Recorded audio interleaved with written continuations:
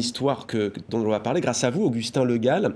Votre série documentaire s'appelle Stambéli, dernière danse des esprits. Stambéli, c'est quoi et qu'est-ce qui vous a amené à vous intéresser au Stambéli? Le Stambéli, je l'ai découvert en 2008. Ouais.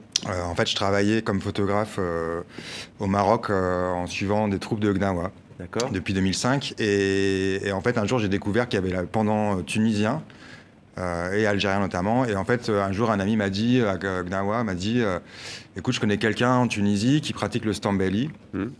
Voilà. Donc son nom. Gnawa au Maroc, Diwan en Algérie, Stambéli en Tunisie. Voilà. Alors c'est quoi au juste le Stambéli? Le Stambéli, c'est un rituel de possession afro-maghrébin qui vient d'Afrique subsaharienne, entre le Mali et le Niger, et qui s'est diffusé à travers la traite des esclaves, à travers les esclaves et africains, et qui s'est mélangé à un moment donné à la culture des populaires religieuses locales.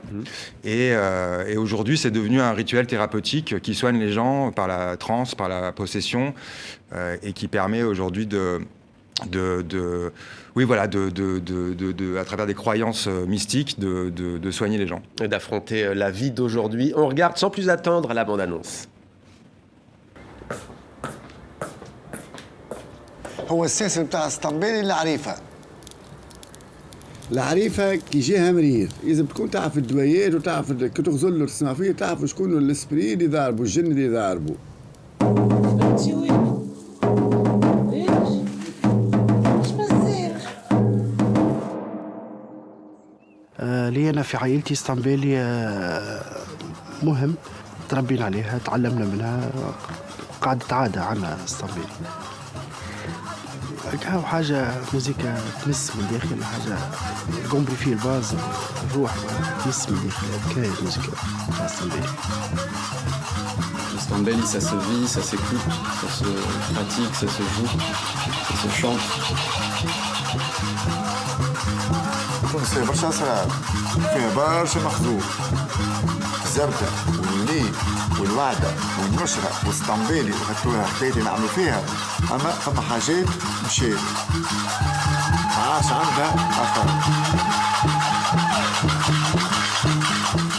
On voit des séquences impressionnantes, comme celle-ci. Il y a la transe, elle fait partie intégrante du rite Stambéli.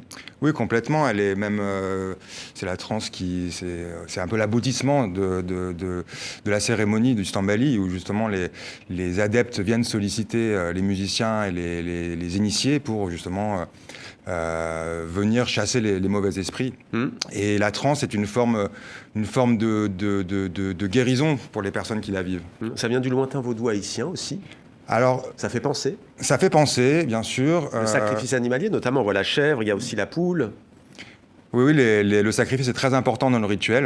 C'est ce qui permet de solliciter les esprits. Ouais. Et le vaudou est un peu la base de ces types de rituels qu'on retrouve en Afrique du Nord, mais qu'on retrouve aussi aux Caraïbes, à Cuba, au Brésil. Et les instruments changent aussi, le gombri, là. Voilà, la spécificité en Tunisie, c'est qu'ils utilisent le gambri, qui est un luth à 3 cordes, qui est joué par le musicien qu'on appelle le yéna, qui est le maître musicien, et qui va, à travers le répertoire des esprits, les faire venir et faire entrer en transe les adeptes et les initiés qui vont permettre de soigner les gens. Combien d'adeptes et de fidèles en Tunisie, on le sait ou pas? Non, c'est difficile de le savoir. Disons que le Stambéli est vraiment un culte qui est assez secret, assez intime. Et, par définition, ouais. Oui. Et, il est menacé ou pas? Alors, on voit dans votre film qu'il y a un lieu de culte qu'il faut absolument sauver, notamment à Tunis. Oui, alors il est menacé parce qu'il y a de moins en moins de personnes qui le pratiquent. C'est ça. Déjà, tout d'abord, que les nouvelles générations aussi ne reprennent pas forcément la musique traditionnelle, la musique du rituel, pour transmettre le flambeau, et aussi parce qu'un des lieux qu'on a suivi pendant le film, d'un des personnages importants du rituel, Riyad Zawesh, en fait est menacé de disparition, d'être vendu par un propriétaire privé. Et ça représente aussi une forme de disparition sociale et aussi culturelle, parce que c'est une des maisons de la Médina de Tunis très importante, une des 4 maisons qui ont été donnés aux anciens esclaves par les bey. Et ce que j'ai beaucoup aimé dans votre film, c'est qu'il arrive à leur hasard, bien entendu, j'imagine, parce que vous travaillez sur ce projet depuis longtemps, mais au moment où il y a des crispations identitaires, notamment en Tunisie, il rappelle aussi qu'au Maghreb, en Tunisie notamment, eh bien, on est là dans le berceau de l'Afrique et que les Tunisiennes et les racines tunisiennes viennent aussi des pays que vous avez cités tout à l'heure, d'Afrique subsaharienne. Oui, en tout cas, quand il y a eu justement la population, les héritiers de la diaspora de l'esclavage, ils sont mélangés en Tunisie avec la population locale. Et la Tunisie a toujours été une terre d'intégration. Et en fait, on retrouve voilà, des populations qui sont d'origine africaine, mais qui sont mélangées aujourd'hui avec les Tunisiens. Et cet héritage spirituel est aussi une forme de présence, de montrer d'intégration et de présence justement de cette diaspora. De montrer la diversité, effectivement, en Tunisie.